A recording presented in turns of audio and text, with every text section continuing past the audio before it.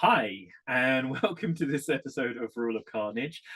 This is a series of videos, podcasts, conversations, well, usually conversations with myself, Glenn Ford, a games developer and designer, and as a rule, Mike Hutchinson, another games designer and developer. But as I explained a couple of conversations ago, just for a short while, these are going to be monologues rather than conversations.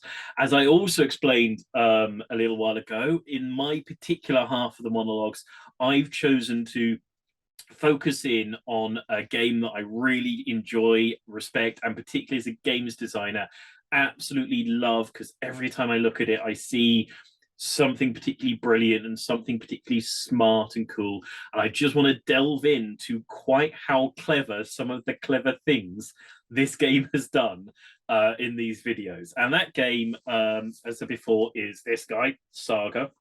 I said before, not necessarily Saga the Crescent and the Cross. That's just the one that I grabbed off of my bookshelf before recording this. Saga is, for anybody who hasn't played it, a sort of, well, at the core of it is a Dark Ages set, mid-sized skirmishing unit, mid-sized battle game. It now has a range of expansions, so you can play a sort of fantasy version of it, which has a mechanic for magic, unsurprisingly, and it keeps having add-ons. I think here, what's this other book? So this is Aetius and Arthur, the Arthurian set of forces.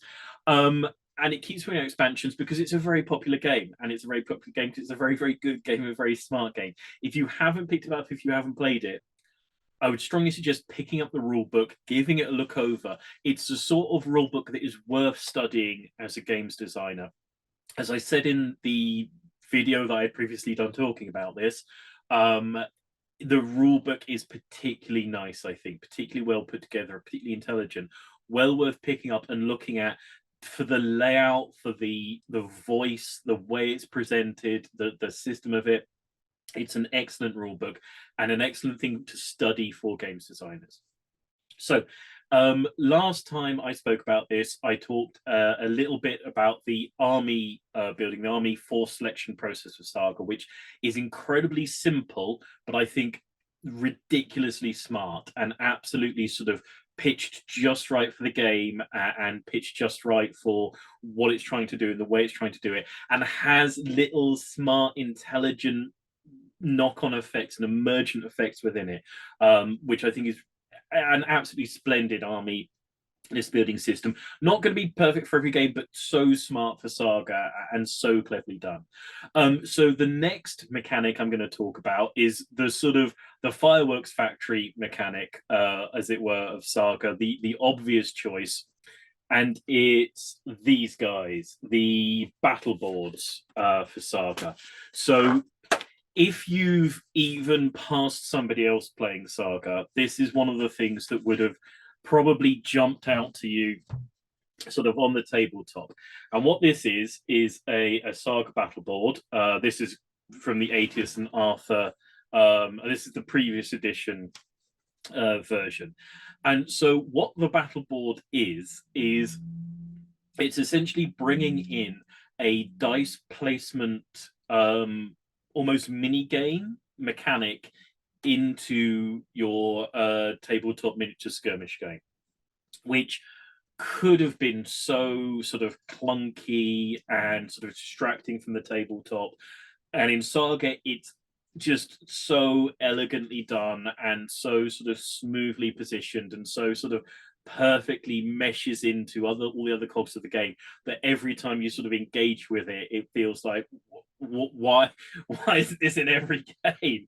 And the short answer is because not every game is smart enough to pull this off, but it's so perfectly done for Saga. So I want to look at some of the elements on the battle board, and sort of look into quite why it's such a smart little piece of kit.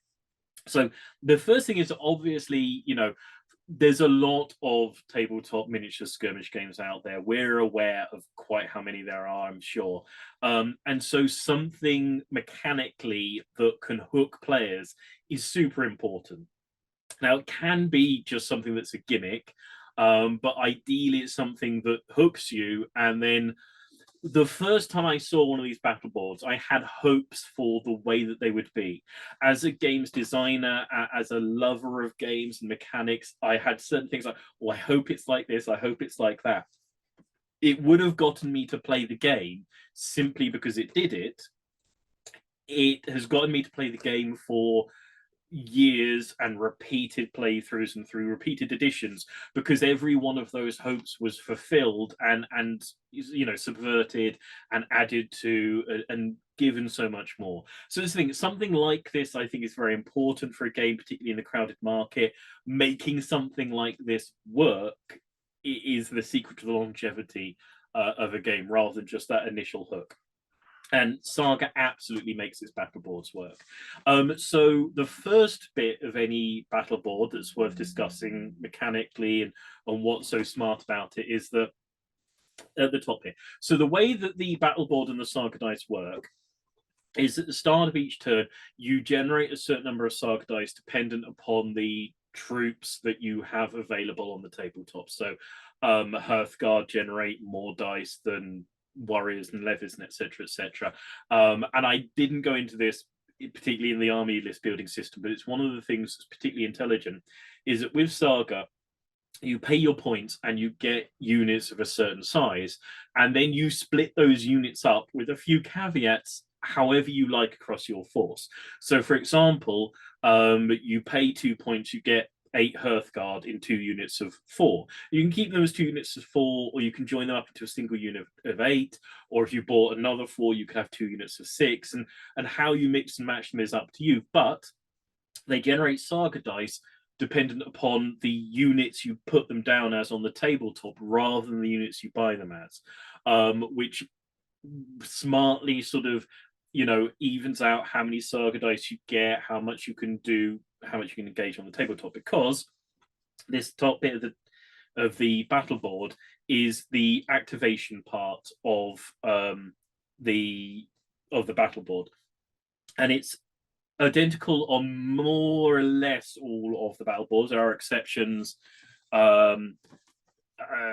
This guy from the Saga, Crescent the Cross, has a different one at the top of it, but usually they're the same. And the way they work is Saga dice are split with one face for 1 to 3, essentially, one face to 4 and 5, and one face for 6. Your Hearthguard can activate with any of those dice. So at the start of the turn, you take the Saga dice, you roll them, you get X many faces, and then you assign the dice into the sections of your battle board. If you have a dice and you put it into the Hearthguard, you can activate a Hearthguard unit. Your warriors there can activate using the dice that would be the faces 1 to 3 and 6, which is important sort of probability wise, and it's one of the reasons that the Saga dice don't just use normal dice, because that's non-contiguous. And then the levies activate with faces that are 4 and 5 or 6. So immediately you see that the warriors are more flexible than the levies, and the Hearthguard are more flexible than everybody else, which ties into the army list building system. The Hearthguard are more elite, not just because they hit harder, because they're very low in numbers, so actually they can be very fragile, but their flexibility, tying into the battle boards, tying into the activation system, makes them more elite, makes them more usable, because they can always activate if you want them to. So it's a smart, intelligent way that the battle board just immediately ties into the army list building system, into the tabletop, into every part of your decision making. And that's just the most simple, basic activation part of the board. And again, within this, so many intelligent mechanics going on here. Instantly, this combats any sort of activation advantage problems within the game, because you can't always activate all of your units. You have to make difficult decisions. And if you are at a point where you have few units, you then get to assign loose dice possibly to other parts of the board. It's a mechanic that comes up quite repeatedly, I think, in activating fighting activation advantages to make fewer, more powerful activations an opportunity for players, rather than lots and lots of weaker advantage activations possibly. So the other part of the battle board are some dice mitigation and general combat abilities. So obviously, with a game that's quite dependent upon rolling these Saga dice for your activations, for your abilities, all those sorts of things, sometimes you're going to get trapped with bad dice. And the game is aware of this, and there's a level to which it's sort of, well, it should have took more Hearthguard, but there's a level to which it understands that that's an unfun moment, as it does give you standardized abilities to, shift around and mitigate those dice rolls. And sometimes the other abilities aren't going to be suitable for where you've landed up, so it always gives you a standardized combat ability. So it means that even if you can't sort of activate some of the other abilities, you've always got a little suite of things up here that are always worth engaging with, always worth having. And it also means that there are a ton of battle boards at this point. As I sort of held up earlier, these are just the battle boards from a couple of expansions, and these are sort of quite a complicated set of things that interact with a complicated set of units in what is otherwise a relatively sort of easy to pick up game. And so it could have been sort of off-putting. I've learned my Goths board. I don't want to look at any of the other boards now, but I always know that I have this strip here to sort of fall back on as I'm learning a new force, as I'm engaging with a new sort of set of elements. And it's a brilliant way of stopping the game from having too much of a learning barrier to a new player, to stop new sort of expansions causing too much in the way of that sense of bloat, where something else comes out, this is, I've got to learn all these new things. Not really, because I know roughly the way that things are going to sort of activate and operate. And if you do get one of the boards that has something weird at the top here, as a Saga player, that's odd, that's weird, I need to look at that. And this is one of the things about the battle boards that's so brilliant, is that they just, that this is the flavor, the sort of, as I say, the fireworks factory, the thing that's bringing in the excitement and interest when you're picking up a choosing to play a new force in Saga. There is a level of, like, there are special characters and things of that nature, but the army list building isn't super the thing that you want to get your teeth into when you're picking up a new force in Saga. It's this battle board, and this is a thing that you engage with during play. Every turn you roll dice, it's active, it's it's interactive, it's dynamic. It's not sort of building a list, learning to play it, and then rolling out your lawnmower every time you come across a new player. Every time you have to re-engage. Sometimes the dice will pop out weirdly, and you'll end up picking up an ability that you haven't looked at before and you haven't found useful before, because it dynamically forces you to engage with different parts of the board as the dice push you in different directions, which is a beautiful use of dice in tabletop miniatures games. So often all we want for dice is just to sort of throw a spanner in a sort of an automatic process. I'm attacking you, I shoot you, I've made my decisions, now let's roll some dice and go through the automation to find out, okay, and then I will start making decisions again once I found out what the dice have handed me as a result. With this, you actually engage with dice again. You think about how they've come out for you, where you can place them, where you can use them. And so the rest of the battle boards, these other elements that sort of These vary across every one of those boards that I showed you. These are the things that your force, your particular sort of army within Saga have that is unique to them, special abilities, special options. And so again, you roll your Saga dice and you assign them across these boards. And every one of these boards is just sort of achingly well put together and intelligently put together and smartly thought through. So, for example, you're going to have obviously the fact that, as I said previously, the Saga dice are 1 to 3, 4 to 5, and 6. You've got all sorts of probability control going across here. So, for example, an ability might activate with the 1 to 3 dice or the 6 dice. It might activate with any of the dice. It might activate with a combination of dice in different elements.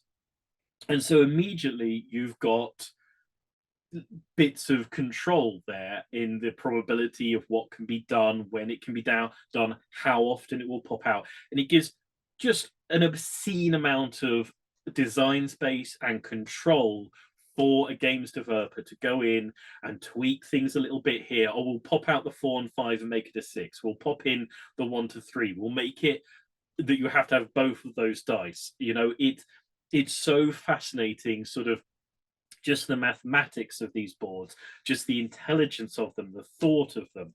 And again, it has various options. So there are abilities where you can activate them with any of the dice, but they step up if you activate them with the 6 facing of the dice. So you can have these abilities you can always activate, but if you manage to pop a 6 in, they give you a little bit of more punch. And they're the basic battle boards that you get for some of the sort of the standard forces. So this from Aetius and Arthur the Goths, this is relatively sort of vanilla as a battle board. They do some naughty things with the fatigue mechanic, but as the editions have gone on, as the expansions have gone on, the designers have played and reached out and stretched themselves with these battle boards. And every time you pick up a new expansion, you look at the new set of battle boards. For me, you know, as a designer, you again look at a new battle board and go, oh, okay, I see, you know, they're playing with this now and they're playing with that and they're doing this thing. You know, so you have different battle boards that trigger in different ways, that trigger off of giving your opponent difficult choices. There's one of the wonderful battle boards. It gives you an opportunity where you activate an ability and then you give the opponent the chance to cancel that ability in return for giving you a resource that you can then spend later on. There are battle boards that require you to sacrifice your own troops. There are battle boards that let you build up levels throughout a game by activating certain abilities, and then later abilities get better as you go up in levels. The battle boards are just an absolute playground of games design, rules intelligence, and they can play with them in that way because these guys are just, they're sectioned right off. The board's right here. You don't want to play Goths, you never have to engage with that battle board. It doesn't have to be in every book, in every part of the game. It can be sort of boxed out. And if somebody is playing Goths and or whatever it happens to be and hasn't previously come across them, there's one page that they need to look at. They can pick that board up, they can give it a scan over, and they can have a ballpark idea of what's coming at them in a way that, you know, if you're coming across a new army with like a 20-page army book, you're not necessarily going to be able to sort of scan through that whole thing and ingest it and understand what's coming for you in the way you can with these battle boards. They are just particularly smart. I mean, as a games designer, as a gamer, as a player, they have so much intelligence. They give you so much narrative. They give you narrative as soon as you look at the boards. They give you narrative at the tabletop because they make forces work in certain ways, and they get you to re-engage every time you play a force. You can't sort of pre-plan everything that's going to happen. You have to engage with the mechanics of using them. it's just such a smart thing. It's just so well done. Again, as a designer, as a games designer, looking at what they have done with these boards, looking at why they've made the choices they've made with them, the way that they use them to define a force, to define your options, to sort of shape the way you play. I think it's an absolute masterclass, well worth looking into, just as a study element rather than anything else. Okay, so the last of the things, the last of the rules that I love in Saga, and I think are particularly brilliant, is the repeat movement rule. And again, it's an odd little rule, and it's particularly interesting because it wasn't there in the first editions of Saga. It's not in this book that I happen to have picked up off the shelf rather splendidly.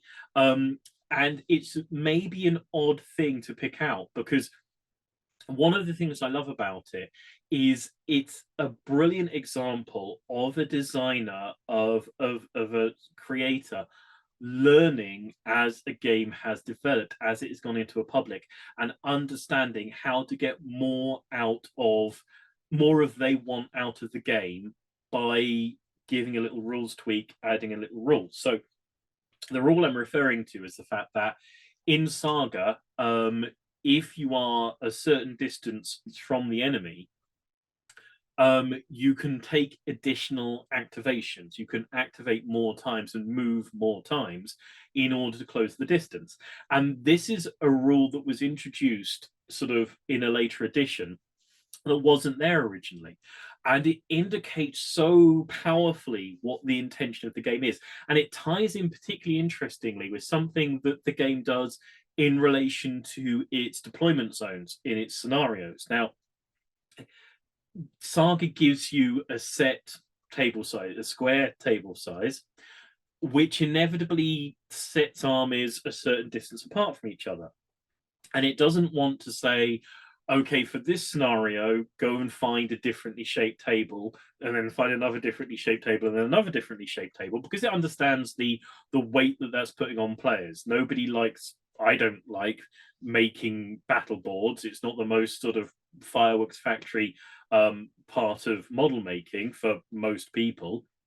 And so it doesn't say have lots of different shape boards, but it also doesn't say, oh, well, you know, I've committed myself to a board of a certain size. If people are going to sit back on the back line of their deployment zone, I am powerless to stop them. What it does is it says, okay, here's a deployment zone.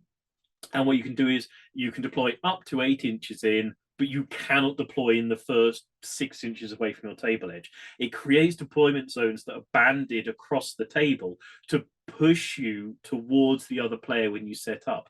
And that, along with this movement rule that says basically, if you're not within charge distance of another unit, you can just keep moving. You can just move and move and move and move. And there are elements towards the way it works with the fatigue mechanic and a limit to how much you do, but more or less you can move really as much as you like until you get into the action zone, until you get to the point where what the game wants to happen is going to happen, and then you have to slow down and start re-engaging with the game.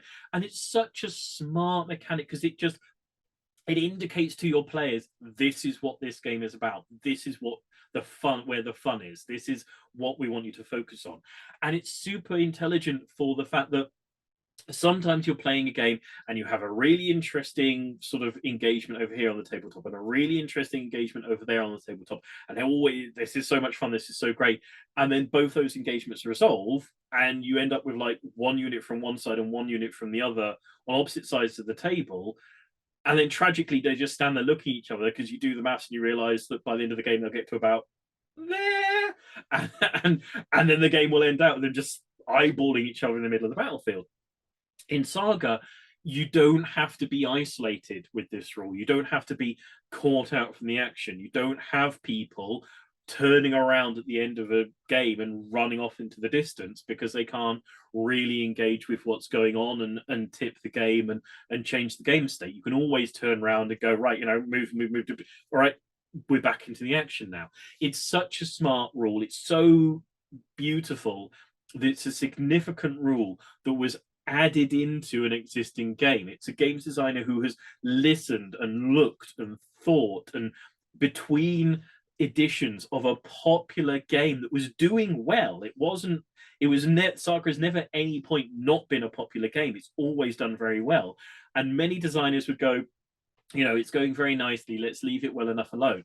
And the decision is made to throw in a fairly significant wrench to make the game better. And it works. It makes the game better. It makes the game so much better, so much faster, and so much clearer in its intentions. It's just a beautiful sign of intent from a designer. It makes the game, which is already a great game, that much better. It's everything that, I think you need to be sort of loved and respected about somebody who's bringing out new editions, not just to bring out new editions, not just to bloat and sell things, not just to sort of, repeat print, but to go, I figured out how this is better. Look, trust, this is going to be better. Look, and you go, yeah, yes, thank you.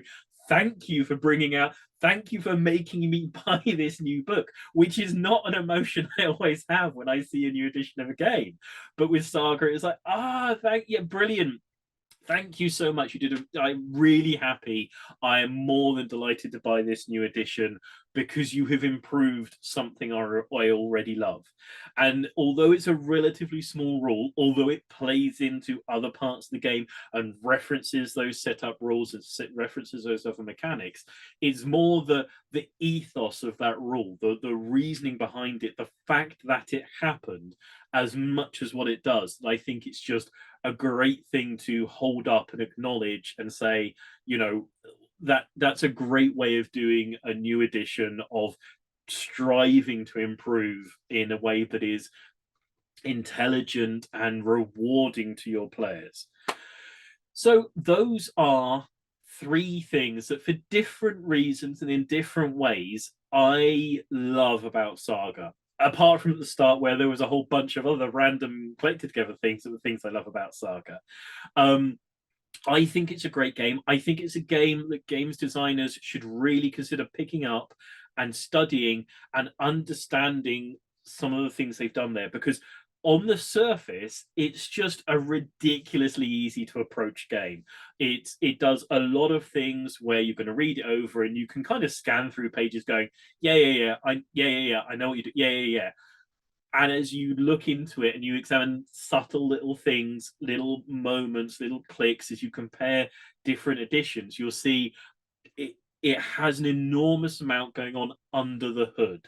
It doesn't require a massive amount of its players. Certainly, the first time they pick it up, the first time you pick up Saga to play it, it's just so easy and welcoming. It's so friendly as a game. It's just, come in, chuck some things around on the table. It's all good, And as you look into it, you see how smart what they've done is, how intelligent so many of the choices are, how much depth there is in the game, and how much work that game is doing for you without you ever needing to know it. That I just think makes it, such a masterclass in design, such an intelligent game, so worth looking into if you're interested in designing games, worth looking into. And there's tons of other smart things in this game, tons of things I haven't looked at here. Delving in, like understanding exactly why they made all the choices they've made, and made the choices that it looks like maybe they chose not to bother with, and why they've fallen back to some standard tropes. Because I guarantee you that everything in this game has been put in thoughtfully and for a reason. And I guarantee, I don't know for certain, but I guarantee there have been multiple versions of every element in this game, and they've chosen the things to throw out that weren't worth taking up players learning space for, and they've put in everything that's unusual and different, does a job and is worth being there, and does something intelligent, and rewards and rewards and rewards as you play and you look into it and you study it. It's a great game. I think it is one of the top games to play, but to look at as a designer, to look through, to understand, to figure out what they're doing and why they're doing it, and where there is sort of ballooning design spaces for them in places like the battle boards, and yet that put so little weight on a player, so little sort of pressure on their shoulders. It's just so smart. It's so elegant. It's such a great game. Pick it up, look it over, learn what they're doing and learn to love it, because there's a lot to love there. If you already love Saga, and I assume a lot of people watching this do, please drop into the comment section and let us know what you love about it. Why not, while you're down there, hit onto the like and subscribe button, because that's one of the things I love. And why not stop across to our Discord and tell us about the things about Saga that you enjoy. If I'm going to do more than one, or me and Mike are going to do, more than one of these videos, is there a game that you think would particularly benefit from looking at some brilliant things about it, picking out some of those mechanics, talking them through, and suggesting people that look into them? I'm open for suggestions. There's a few games that I have in my mind that I'd like to look into, but I'd love to know if there are things that you'd like to have us deep delve into and examine and pick out a few rules to go, that this is a rule of beauty. Is there a rule of beauty that you would like us to talk to? We could do a whole one of these conversations on one rule. I promise you for definite. So let me know the rules that you love. Let me know the systems that you love. Let me know the things that you'd like to see talked about and examined on the channel. Hopefully in a video or two of these, myself and Mike will be back together having actual conversations rather than just one of our flapping heads here for a whole video. Thank you for watching, if indeed you still are. And for this week, for this video, that's it from me. So thank you and goodbye. Bye-bye.